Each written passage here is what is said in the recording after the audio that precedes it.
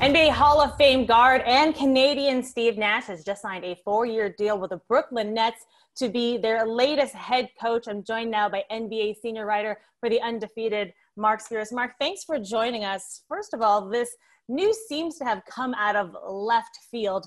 Why do you think this announcement was so surprising to so many people? Left field, right field, center field, the bullpen, the dugout, all that. I mean, no, it was definitely surprising because none of us have ever heard Steve talk about wanting to be a head coach, and then this is also one of the premier jobs in the NBA. So it was certainly surprising that he got this job, that he wanted to coach. Then after talking to him this morning, it kind of made more sense. One, he kept it close to the vest. Two, Nets GM Sean Marks is somebody he's known for over 20 years. I think they played against each other in college. They're both in the Bay Area. They played with each other with the Suns. They played against each other internationally. They've known each other a long time. So I'm sure in the midst of their conversation, Steve probably confided in him that was something that he was interested in. But I think the main thing that's all probably, lost in all this and people need to remember is that he has a great relationship with Kevin Durant and Kyrie Irving. And I don't think that happens unless you get their blessing, like a strong blessing. Like they have to want Steve. They're mega stars. They certainly have strong personalities. And so if they're not interested in making it happen, it doesn't happen. You talked about that relationship. Do you think that's what gave him the confidence to say that this time is right, although they did give him their blessing to have him as the coach? Yeah. I mean, I'm sure there's some convincing that they had to do as well to make him feel confident that they were going to listen, that they were going to, be coachable, and they trust him. But I think one thing that Steve's doing that is smart, and we'll see how it all pans out. But I expect him to have a really veteran coaching staff like Steve Kerr got, when he arrived in Golden State. He had Ron Adams and he had Alvin Gentry as assistant coaches. And they kept Jacques Vaughn, former head coach in Orlando, who basically was doing a good job on an interim basis. And I expect one or two other former head coaches to be on the staff too. He wants to think the smart way is, instead of just being some old overseeing boss yelling and screaming, I think he's smart to have a bunch of different coaches that he trusts with great minds to give him some collective coaching help and make this team better. But ultimately, this team isn't going to be great unless KD and Kyrie believe in the coach, and it appears that they do.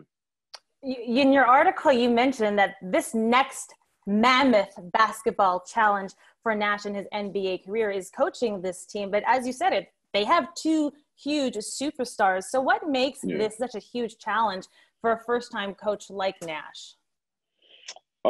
Coaching two mega superstars. Because and we've all seen it where a team has talent, but if the right guy is not coaching it, it just goes south, so I think there is pressure. Yes. I mean, Steve is inheriting, if the team is healthy, one of the best collections of talents that the league has seen.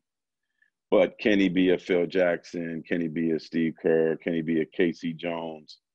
Can he be a guy that kind of meshes all these egos, all these talent together in order to make this a winning team? It's one thing to be blessed with talent. It's another thing to get it to work together in the right way. So that part is not going to be easy. And, I live in the Bay Area. I'm by Golden State. I think half the job is getting egos on the same page and getting everybody to think of the greater good that comes with getting a championship where everybody gets to eat, rather than worrying about how much do I get to eat myself. You talked about being in the Bay Area through osmosis as being a consultant for the Golden State Warriors. You'd have to think he learned a thing or two from Kerr.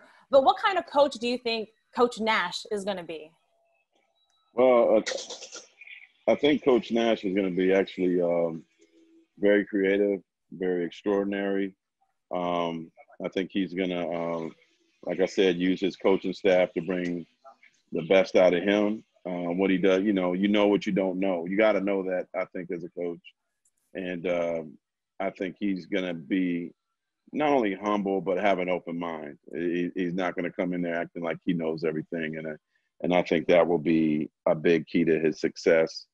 And also, I know Kevin likes to work, definitely likes to work. So I expect Steve to basically, this ain't going to be a picnic team either. I don't know if they're going to work as hard as Thibodeau's teams, but knowing how I know KD likes to work on skills and everything, which Nash is amazing at, there'll probably be a lot of work. This isn't going to be a team that's just going to show up, do a 45-minute shoot around and go home. I think there's going to be a lot of work involved in this team.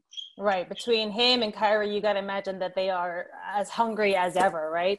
I want to read you a quote from GM Sean Marks. He said, after meeting with a number of highly accomplished coaching candidates from a diverse backgrounds, we knew we had a difficult decision to make. Of course, they ended up with head coach Steve Nash.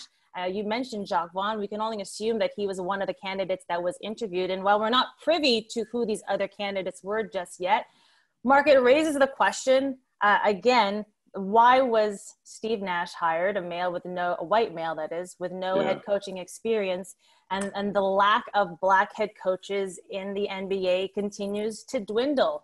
So Marc, do you think that the NBA has a problem on their hands?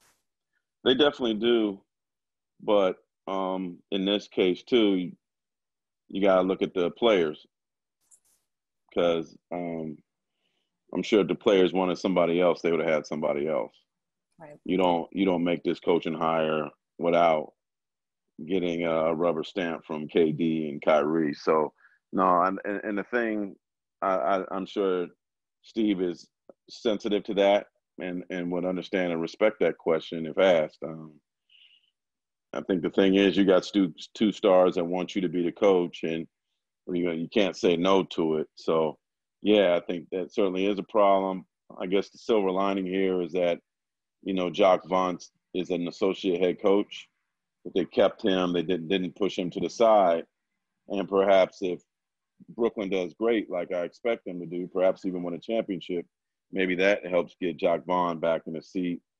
I also know that Steve is as woke as any current NBA coaches too. So whether it's Pop or whether it's Steve Kerr, I think this also brings another voice into the league that isn't scared to talk about, helping people of color, helping Black people, talking about the need to fight against social injustice and police brutality. He has George Floyd on his as his Twitter profile picture. He has George Floyd as his Instagram picture. So while it certainly probably is disappointing that it's not a Black head coach that gets this opportunity, I think the one thing to be excited about is that somebody that does want to fight for what's best for Black people and humanity. Yeah, he definitely has a voice and a platform, and he's not afraid to use it. And of course, here in Canada, we're going to claim him because he's one of our own. Canadians. He's from Vancouver. You should claim him. Yeah, hell yeah, we are. And Canadians have been repping, especially in these NBA playoffs. We've seen what SGA has been doing, what Jamal Murray, what Dort has been doing. Do you think this hiring continues the momentum for growth and development of basketball in Canada? Yeah, you know what? I think Vince Carter started it. Kawhi Leonard took the torch. Now it's like for Pascal Siakam to take it forward and the Raptors to take it forward. I think it's time for Canada to challenge to be a world power in basketball. Now, I don't know if they're going to compete with us down here, but silver medal ain't bad, right? No, I mean, but no, like in all seriousness, it's time for Canada to, compete for a gold. Yeah, like that at minimum, they need to be medaling, whether it's a silver or a bronze. They got just too much talent now. I actually don't know what Steve's position is now with the Canadian basketball. Maybe that changes because of all that. But there's too much talent there not to be medaling. And I think, hopefully when this next Olympics takes place, hopefully in a much healthier world, we'll see them on the medal stand. Yeah. Next, down a peg from us, but we'll see them on the medal stand. But No. they need, like, real talk. They need the medal. It's time. Yeah, absolutely. And believe me, nothing would make us Canadians happier than beating Americans, especially when it comes to basketball.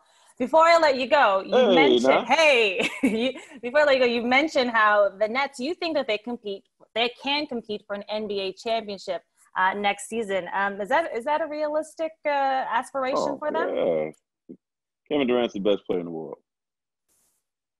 Period. I know there's a guy in LA that's really good. I know there's a guy in Milwaukee that's really good. I've been covering the NBA for 21 years. I've seen nothing like Kevin Durant. And I've seen him up close. He's just, to me, he's top 5. There's nothing you could do to stop him. Kyrie, there's nothing you could do to stop him. They got Spencer Dinwiddie, Karis LeVert. They're loaded. Then you got, defensive players like DeAndre Jordan and, the guy with the afro, I forgot his name.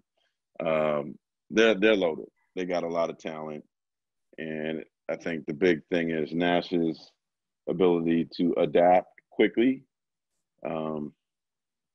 And these guys on the same page. And lastly, health. Right.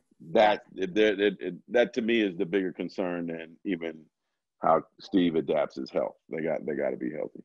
Yeah, definitely a lot to look forward to this upcoming season. Of course, still a lot to look forward to this season. We look forward to more of your work, Marc. Thanks for joining us today. Go USA.